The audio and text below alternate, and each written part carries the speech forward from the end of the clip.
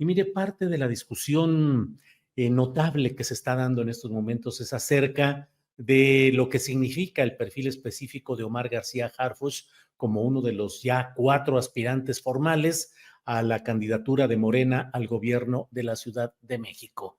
No es una discusión ociosa ni es una discusión superficial. Forma parte de un requerimiento de analizar, de discutir, de autocrítica desde la propia izquierda, de preguntarse por qué razón hay un perfil así. Y sobre ello he leído varios comentarios en las redes sociales que me parecen muy interesantes, que han emitido tanto Federico Bonazo, usted lo ubica, usted sabe que él es un músico y escritor, pero además con una visión sobre la actividad política y social que expresa constantemente en redes sociales, y también Leticia Calderón Chelius, que ella es investigadora y docente del Instituto Mora. Están aquí con nosotros, los saludo. Buenas tardes. Buenas tardes, Leticia. ¿Qué tal, Julio? ¿Qué tal, Federico? Hola, Julio, Leticia, qué gusto. Federico, buenas tardes. Gracias. Leticia, tú preguntas por qué Claudia Sheinbaum, por qué se está privilegiando el perfil de alguien como Omar García Harfuch. ¿Qué sustenta tu pregunta? ¿Qué implica? ¿Hacia dónde va todo esto, Leticia? Bueno, pues mira, hay comentarios, ¿no? De muchas personas que nos reunimos y que estamos permanentemente discutiendo la situación política, sobre todo en este contexto de la Ciudad de México que nos ocupa y preocupa a tantos. Y en realidad, bueno, hay una serie de observaciones que tienen que ver con que el licenciado García Harfuch fue un funcionario muy útil, muy necesario, de gran servicio para la ciudad y que trabajó muy bien con Claudia Sheinbaum. Entonces, en ese sentido, hay la percepción de que, bueno, pues ella digo, como lo ha sido con otros, pero que ha favorecido esa participación porque hubo un momento en el que se pensó que él renunciaba para irse justamente a apoyar la candidatura de Claudia. De Claudia. Entonces, aquí el asunto es que hemos visto ya, y sobre todo con el tema de Ayotzinapa, una necesidad de salir en su defensa, en el sentido de ubicarlo como alguien que no estuvo directamente involucrado, y creo que a estas alturas nadie está diciendo eso, sino que su presencia ha sido, bueno, algo que va más allá de lo anecdótico, sino pues quien trabajaba en ese escenario, en ese campo, en un momento de una tragedia tan grande, que no es de un día, sino de un proceso mucho más largo. Entonces, la necesidad de salir a hablar, a dar la cara, pues no es necesaria y no es común, ¿no? Y eso se da en el contexto, que es el que preocupa, cuando tú tienes una cosa muy visible en los medios de comunicación corporativa, hablando excesivamente, no solo bien, sino hasta de atributos físicos de este joven funcionario, y no destacando en todo caso su ejemplaridad en términos de su trayectoria o su capacidad conceptual o su visión de izquierda, que es lo que preocuparía a digamos, a un perfil de votante en todo caso, del partido de Claudia Sheinbaum, ¿no? Entonces, por ahí va la preocupación, el hecho de que no se trata de descalificarlo por algo que él, por supuesto, insisto, nadie está diciendo que él sea culpable de algo directamente, pero que siempre la suspicacia, la duda, la sombra de lo que significa un hecho tan terrible como Ayotzinapa, pero además asociado a una cuestión donde no se ve claramente un perfil, desde mi punto de vista, que pueda obedecer a este ejercicio digamos, de una gestión pública en un campo más amplio. Entonces, de repente, pues la pregunta es, por eso lo pregunto, Julio, es ¿por qué? ¿Por qué parece? ¿Por qué no hay incluso una capacidad de distancia frente a los diferentes actores y dejarnos que ahora sí que el pueblo elija, ¿no? Bien, Leticia, gracias. Federico Bonazo, he leído también diversos comentarios tuyos. ¿Qué nos dices al respecto de lo que estamos comentando, Federico? Sí, tengo una ensalada de sensaciones y también estoy viendo la ensalada que hay en las redes sociales. Hay una confusión de gente que respeto, como Leti, preguntas muy legítimas. Quisiera decir tantas cosas y tenemos tanto poco tiempo, pero mira, voy a intentar resumir. Yo estuve en la marcha de los padres y de los normalistas y el estado de ánimo que me generó acompañar esos reclamos que no han sido resueltos. Produce un ánimo subjetivo que condiciona cualquier análisis posterior. Yo creo que en el caso concreto de García Harfuch, que repito un poco lo que dice Leti en el sentido de no hay una acusación directa porque no puede haberla, pero tampoco puede haber una exoneración franca como la que estamos viendo. Nadie es tonto aquí como para interpretar que cuando el presidente dice en la mañanera lo que dice de García Harfuch, que estuvo solo en unas reuniones y eso, ¿qué puede significar? No tenga un impacto brutal en el ánimo de los seguidores y en la manera de interpretar los hechos de los seguidores de la 4T. Pero por otro lado, periodistas muy valientes que hacen bien su trabajo, han hecho preguntas que quisieran hacerle directamente a García Harfuch y evidentemente no han conseguido la entrevista presencial o virtual y solo pueden lanzarlas al aire. Es el caso de Temoris Greco, que ha hecho 11 preguntas más que pertinentes, que podríamos resumir en una sola, que es: si usted de acuerdo no estuvo en los hechos. Hago un pequeño paréntesis. Es muy importante distinguir que Ayotzinapa son dos crímenes: la desaparición forzada de los muchachos y la verdad histórica y el encubrimiento. Entonces, la pregunta de Temoris es muy importante. Aunque usted no haya estado en la desaparición, participó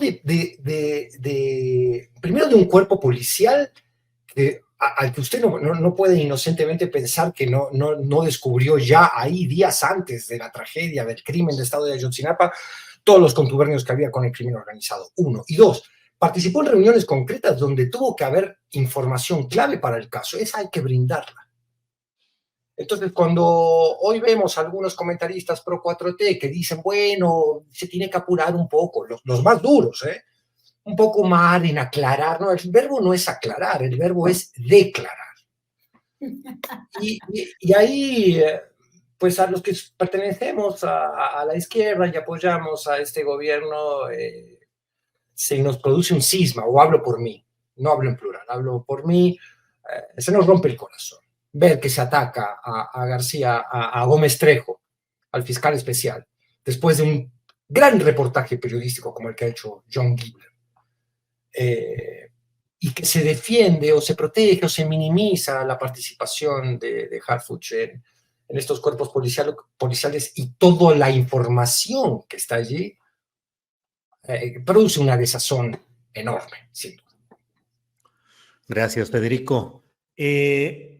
Leticia, ¿qué otro punto podemos abordar aquí? Hay quienes en el chat de este mismo programa y en otros espacios dicen, ya dejen eso, ya García Harfuch, es demasiada la insistencia, ya que la gente vote y adelante, hay que ver hacia adelante. Uno. Y otro tema es también el que dice, bueno, pues no se le puede culpar porque él no estuvo en ese momento, aunque como dice Federico, pues hay preguntas que se han planteado, Temoris Greco, un servidor, otros que hemos dicho, bueno, exactamente qué sucedió, el tiempo que tuvo, 20 meses como jefe de la Policía Federal en Guerrero y no se enteró de nada en ese antes y en el después, premiado al ser nombrado más adelante como el sucesor, ni más ni menos que de Tomás Cerón de Lucio, como García Harfuch, como director de la Agencia de Investigación Criminal.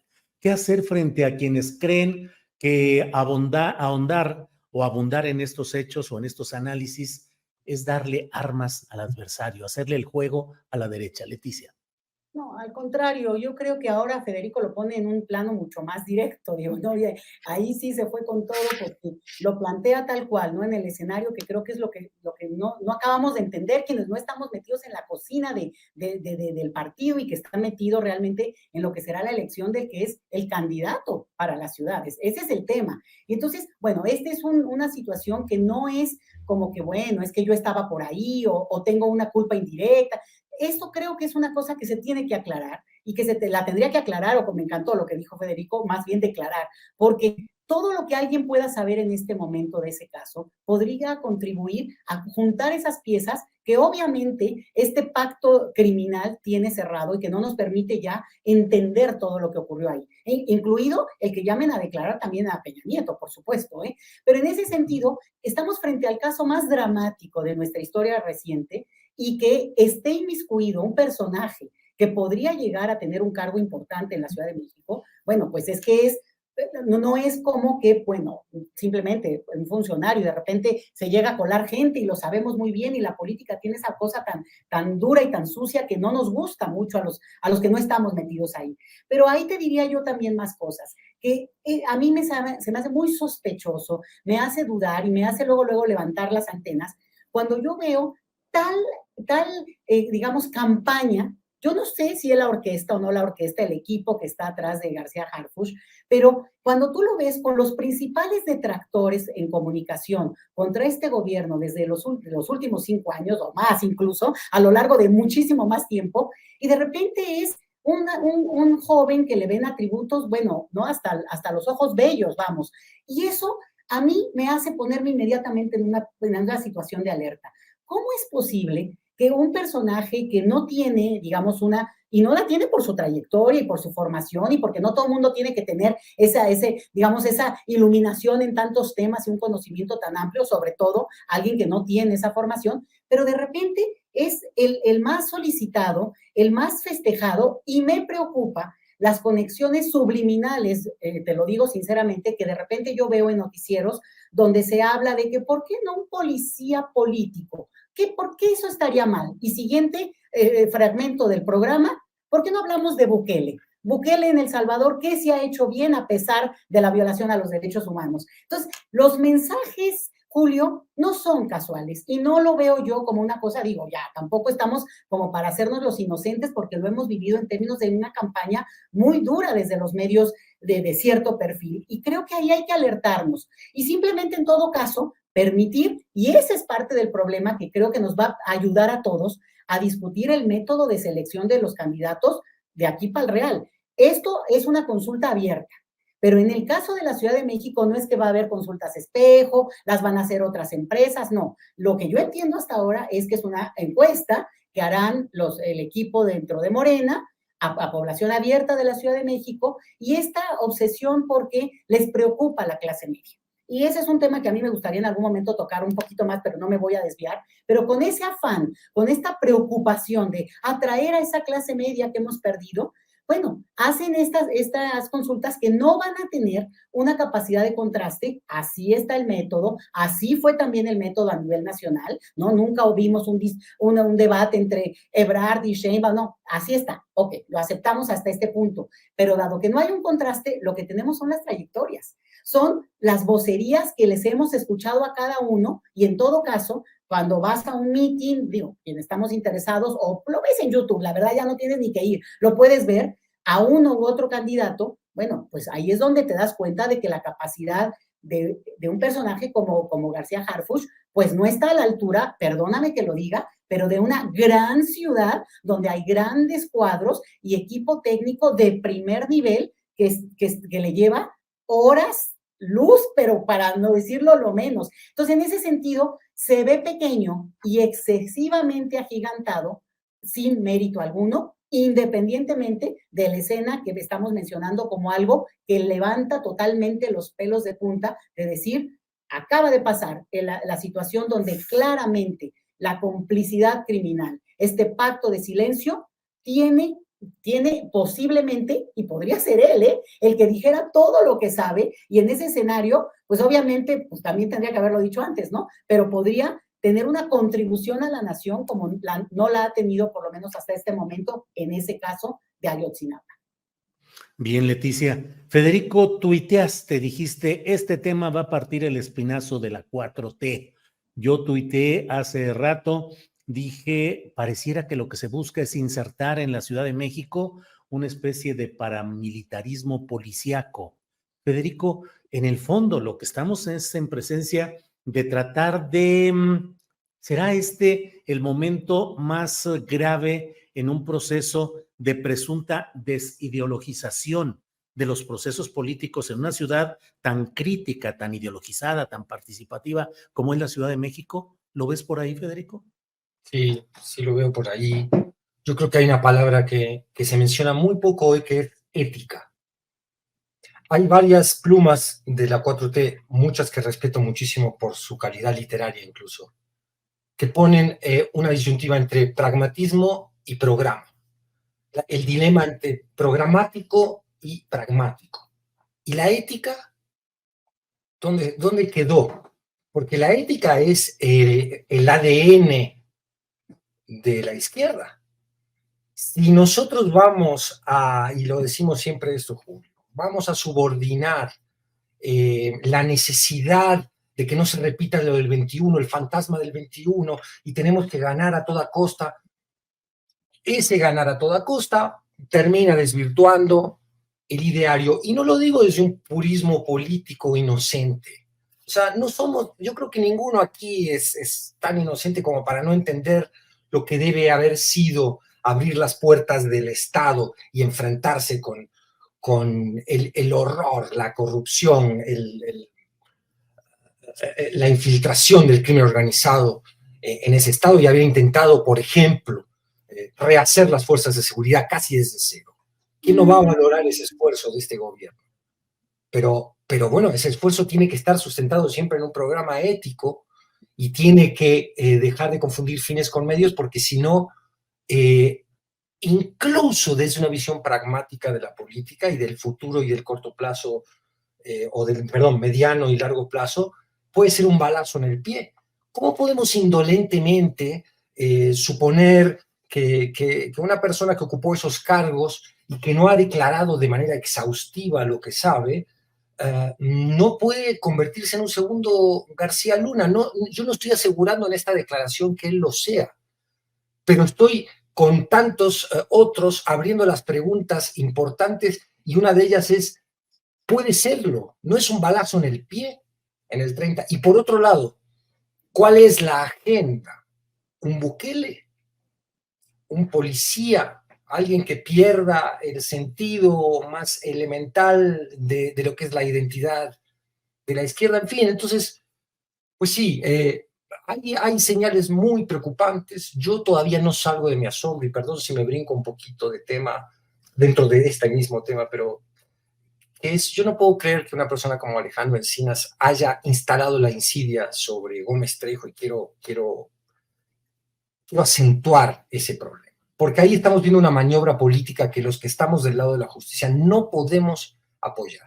No hay manera en que alguien, por el pensamiento pragmático o por el fantasma del 21 donde se perdió la mitad de la ciudad, o porque realmente pesa tanto más que Clara Brugada que es necesario que la 4T gobierne tanto la ciudad como tenga el Ejecutivo Federal, no solo nos olvidemos, implantemos este tipo de insidias y de estrategias políticas que atentan profundamente contra nuestra identidad. Yo sé que estoy hablando desde el sentimiento y pido una disculpa tal vez a los que nos escuchan, a tu inteligente auditorio, Julio, de esta contaminación, entre comillas, del sentimiento que traigo. Pero la carga emocional es inevitable, porque hay tantos ejemplos en el continente. Vemos a Evo, que se quiere reelegir. Vemos a un kirchnerismo que se ha derrumbado, se ha convertido en aquello mismo que quería combatir, que no tiene ya identidad política, que propone a un tipo de la derecha para que lo represente ahora ante la amenaza Milei. Vemos a Lula dándole la mano a Dina Boluarte, que es una asesina, una represora. Y decimos, bueno, esa es la izquierda que queremos construir en función del pragmatismo. Entonces, ¿qué va a hacer Morena en el 30? Que va a gritar, somos campeones. Ya son partidos de fútbol, sin ideales. Y los que pensamos de esta manera estamos atacados como izquierda buena ondita, como los ingenuos que no entienden cómo son las reglas del poder. Y entonces yo ahí evoco, y con esto acabo esta intervención, una frase del propio López Obrador: ¿para qué queremos el poder? Sí, así es, Federico, gracias. Leticia, se nos ha ido el tiempo, como es natural en un análisis tan detallado y necesario que tenemos que hacer. Leticia, tu reflexión final, por favor.